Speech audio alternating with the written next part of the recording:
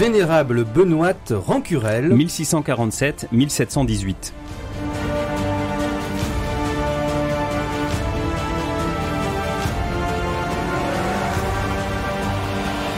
Niché au cœur des Hautes-Alpes, à 900 mètres d'altitude, le sanctuaire Notre-Dame du Lot fait partie des trésors à découvrir. La beauté et le calme des lieux ne sont pas les seuls atouts de ce sanctuaire marial au paysage exceptionnel. La figure de la vénérable Benoît Rancurel, déclarée d'ailleurs vénérable par le pape Benoît XVI récemment en 2009, a nécessairement marqué ce sanctuaire. La bergère a eu ses premières rencontres avec la Vierge Marie à 17 ans. Elle en aura pendant 54 ans jusqu'à ses 71 ans.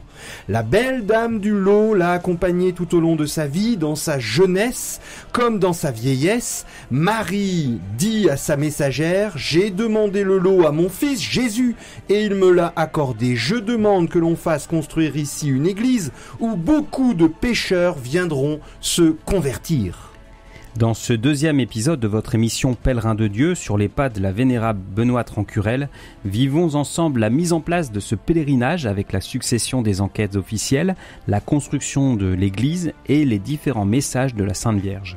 Pèlerin de Dieu avec Franck Bétoir et le Père Jean-Baptiste Masson sur RCF Nord-de-France.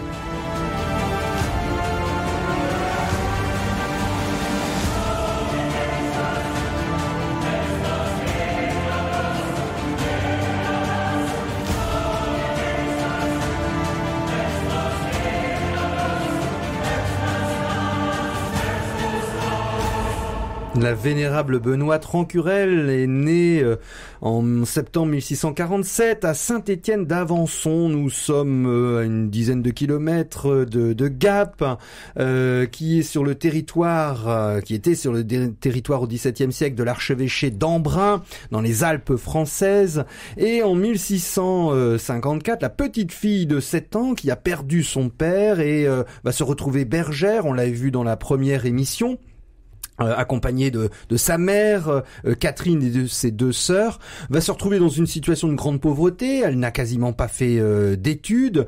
Et en 1664, alors qu'elle a 17 ans, la Mère de Dieu, la Vierge Marie, commence à lui apparaître quasi quotidiennement pour lui faire connaître son projet, alors que la vénérable Benoît garde son troupeau près du Lot. Elle a destiné ce lieu pour la conversion des pécheurs, dira la vénérable Benoît, et la Vierge Marie de lui annoncer: beaucoup de pécheurs et de pécheresses viendront ici se convertir. Elle demande à la jeune fille de prier sans cesse pour eux.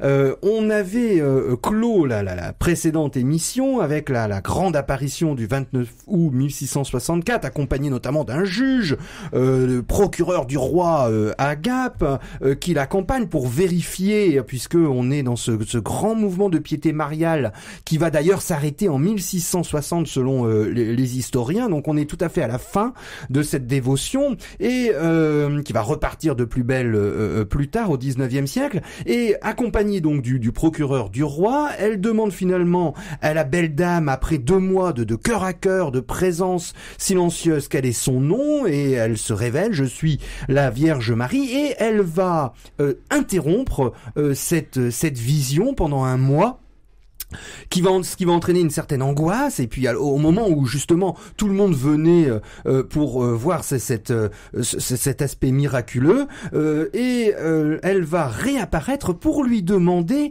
un changement de lieu et une demande un peu plus précise. Alors nous sommes au Pindreau, donc dans un des lieux où Benoît fait paître les troupeaux. Elle a un troupeau de 150 bêtes avec brebis, chèvres, etc. Et donc, c'est quand même assez important. Et alors, une des particularités, je fais une petite parenthèse sur ça, c'est qu'effectivement, les apparitions l'obligeaient à aller dans des lieux extrêmement pauvres en pâturage. Alors, son maître lui fait remarquer qu'il craint pour la santé du troupeau. Et justement, alors que le troupeau a tendance à se disperser, surtout qu'il est composite, eh bien, en fait, à chaque fois dans les apparitions, le troupeau reste groupé. et il prospère. Les brebis sont plus grasses que les autres troupeaux du village. Et en fait, ce petit détail matériel va convertir beaucoup de paysans qui ont le sens bien concret, plus que les dires de Benoît Trancurel elle-même. Et donc, alors elle est toujours à son ouvrage de bergère.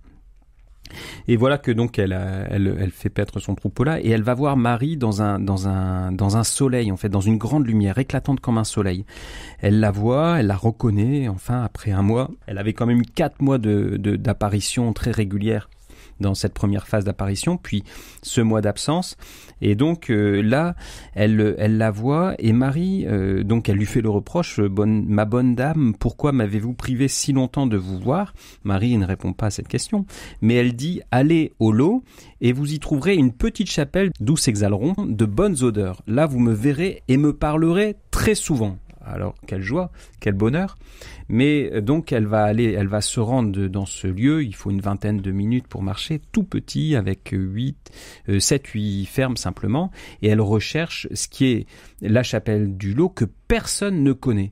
Donc, c'est-à-dire que c'est un lieu, c'est vraiment un hameau très réduit. Et donc elle va le trouver avec peine. Marie, donc enfin elle va trouver le lieu. Elle va le trouver parce que donc elle regarde les portes, etc. C'est une petite chapelle de 15 mètres carrés, donc tout petit, construite à l'initiative des habitants du village eux-mêmes.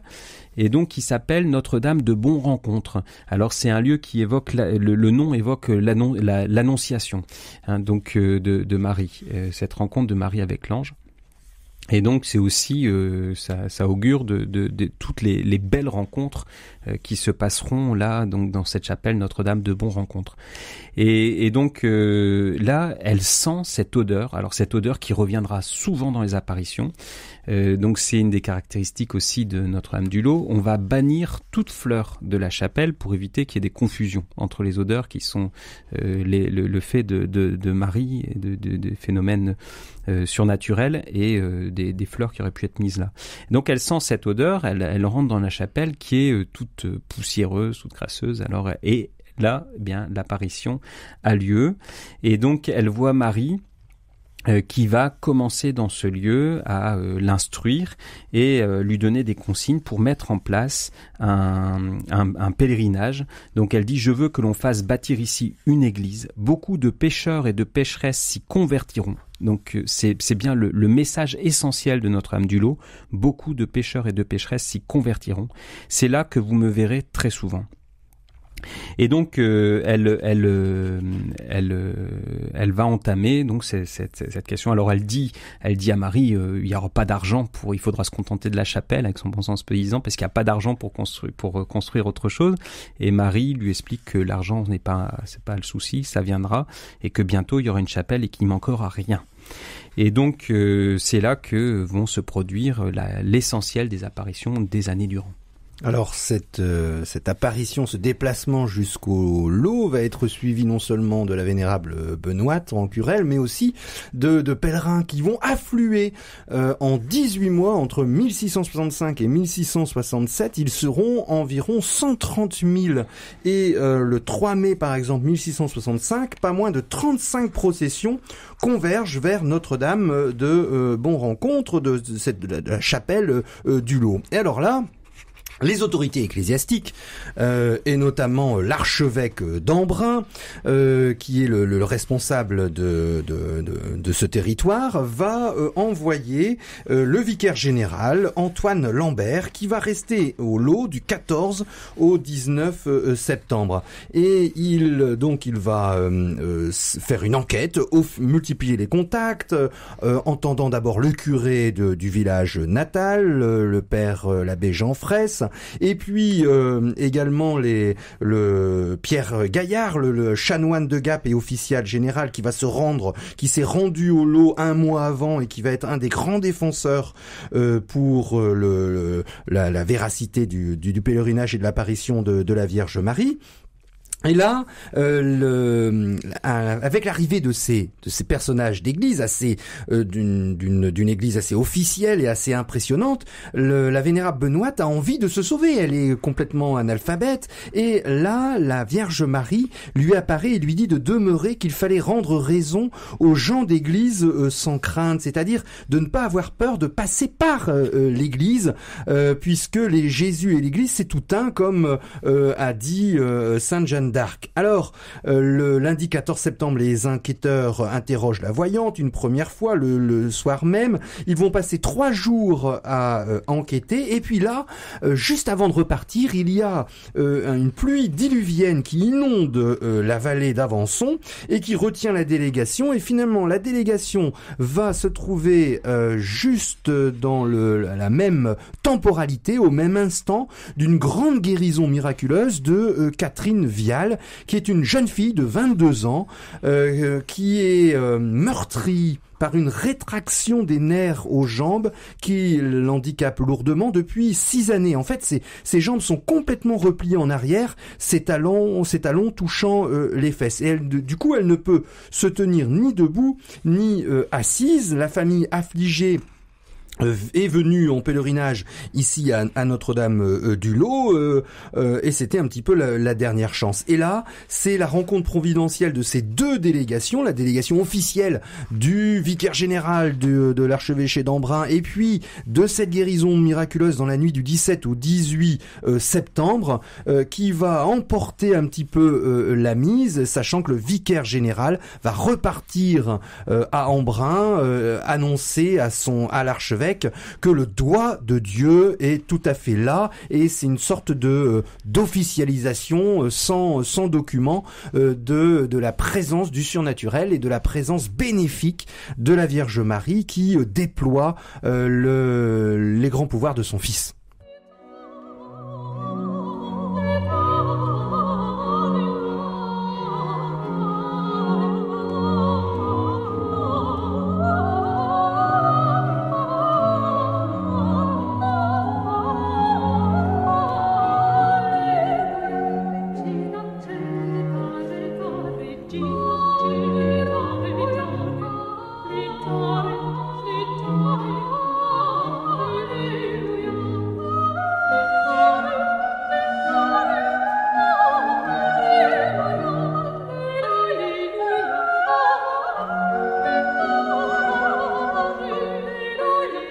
Pèlerin de Dieu avec Franck Bétoir et le Père Jean-Baptiste Masson sur RCF Nord-de-France.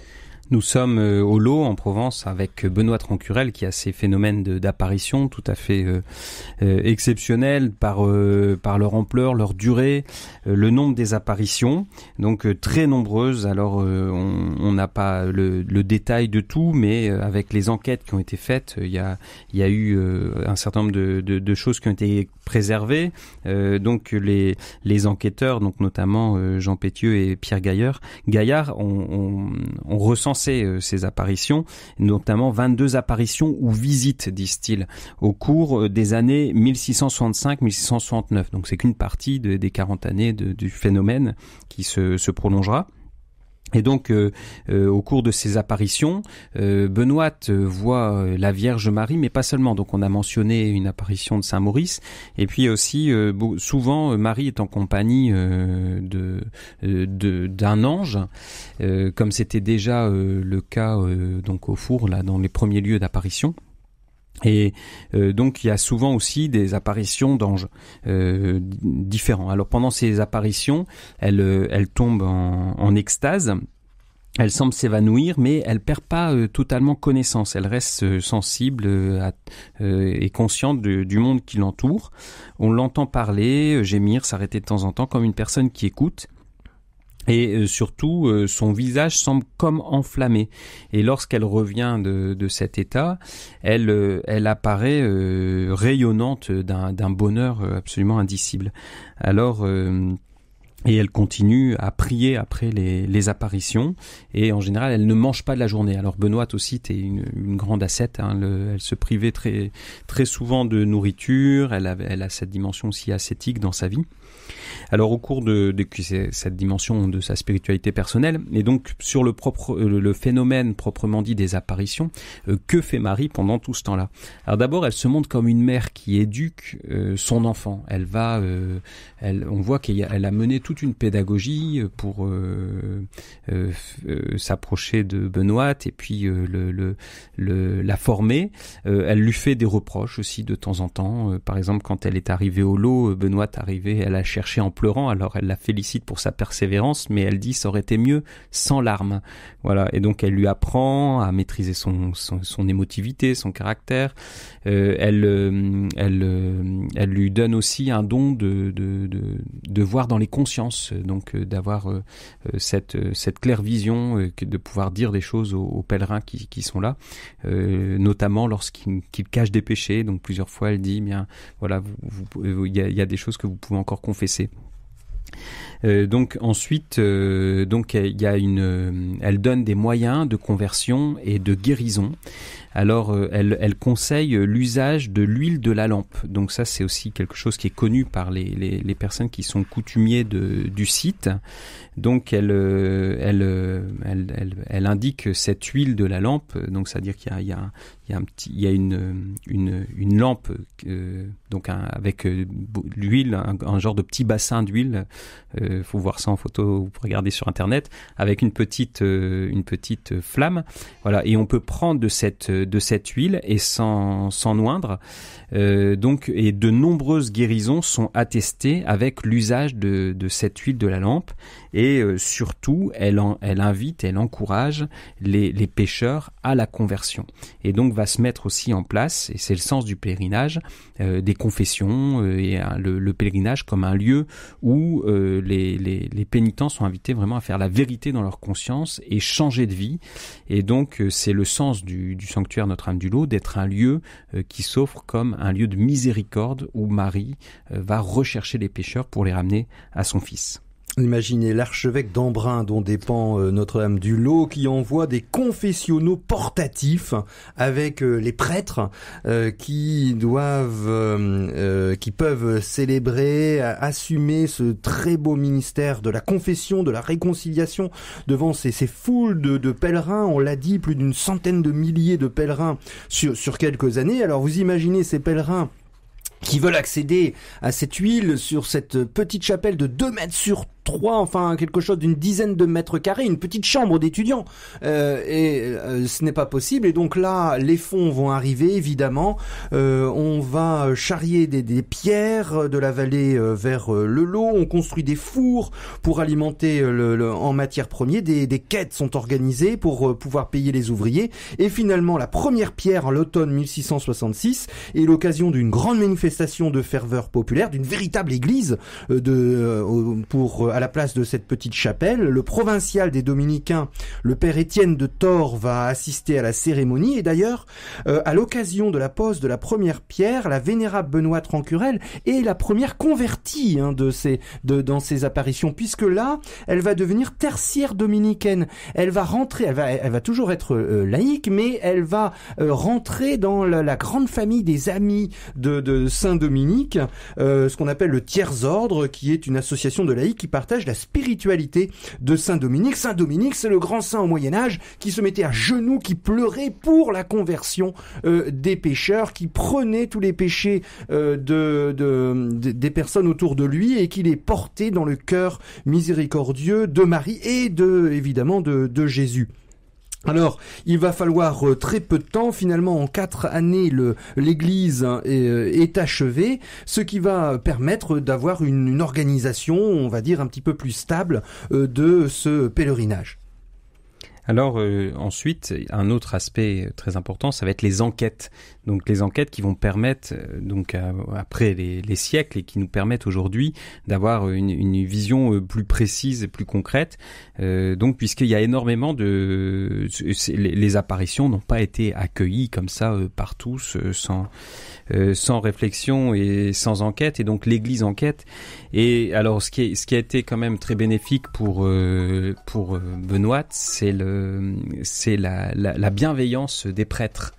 Donc tout d'abord, il y a eu donc le prêtre Jean Pétieux qui est arrivé en 1669 et donc qui va être d'une extrême bienveillance pour Benoît. Donc il va se comporter comme un père humble, discret, et il sera toujours défenseur des dévotions. Mais ça ne suffit pas, hein, donc le prêtre sur place. Et donc il y a des enquêteurs. Il y a d'abord Antoine Lambert qui est mandaté par l'évêque pour enquêter, puis Jean Javely qui reprend le dossier et qui va convoquer Benoît. Donc au lieu de se rendre sur place, il va demander à Benoît de venir à Embrun. Alors elle fait le voyage, elle est jamais allée là, c'est à une quarantaine de kilomètres, elle a rarement voyagé aussi loin, et donc pour elle c'est une épreuve, alors elle demande que sa mère l'accompagne, et donc la voici à pied pendant 2 jours, le 25 mai 1670 pour rejoindre Embrun. Elle est logée dans l'hôtel de Jean Javely. Et donc, vont se succéder des interrogatoires. Et alors, Jean Javely va être marqué par le fait que Benoît va entamer un jeûne pendant ces 15 jours. Alors, le premier soir, il la voit jeûner. Elle coupe juste son jeûne par une cuillerée d'eau. Mais donc, ce qu'il n'a pas prévu, c'est qu'en fait, elle va poursuivre son jeûne pendant les 15 jours. Et donc, elle va ne prendre qu'un peu d'eau pendant la première semaine et puis plus rien la deuxième. Alors, donc c'est un jeûne absolument radical qui va beaucoup édifier Jean Javely, qui est le vicaire général du diocèse. Et puis, autre chose qui va le marquer aussi, c'est les parfums. Donc, de nouveau, il y a ce phénomène de parfum qui accompagne Benoît, qui est le signe de la présence de Marie aussi à ses côtés. Et donc, ce phénomène des parfums, de cette odeur surnaturelle et douce et suave, va se produire de nombreuses fois. Il va le constater. Et puis enfin, c'est la façon de répondre de Benoît, hein, donc qui est une illettrée. Et donc, avec les autres enquêteurs, ils sont charmés, dit-on, de l'entendre raisonner si bien pour une idiote. Et on ne savait plus que lui dire qu'elle ne répondit sur le champ. Et donc, elle a cette répartie, elle qui est illettrée, elle a cette répartie qui est tout à fait étonnante pour une fille de sa condition.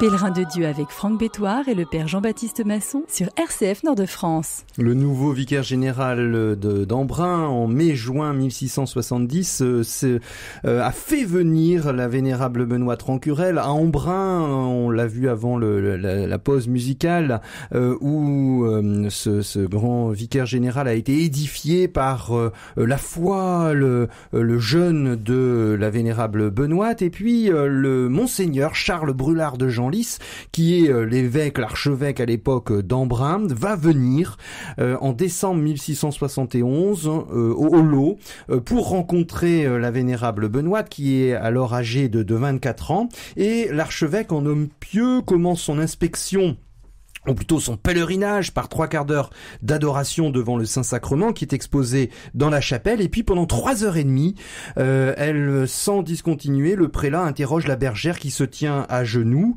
Et là, il est également édifié par les réponses pleines de foi, de bon sens de la vénérable Benoît. Et il va demander aussitôt, pour que la reconnaissance soit encore plus éclatante de ce témoignage, de confier au père Pétieux, qui est directeur du lot, la mission de rédiger un mémoire. On conserve d'ailleurs 4 mémoires de l'époque pour vérifier un petit peu toute cette très belle histoire du lot.